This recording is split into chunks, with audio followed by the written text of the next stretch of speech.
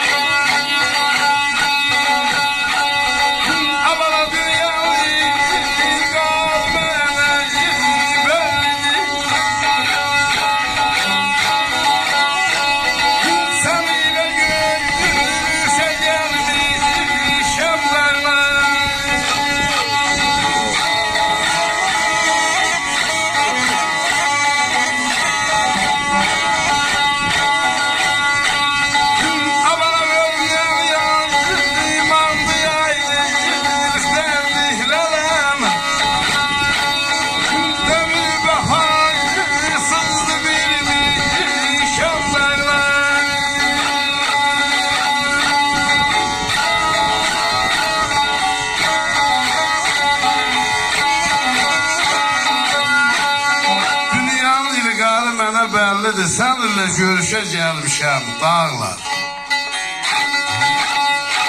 Ölümden yamandı ayrılıq dərdi, ömür vəfasızdı bilmişəm dağlar.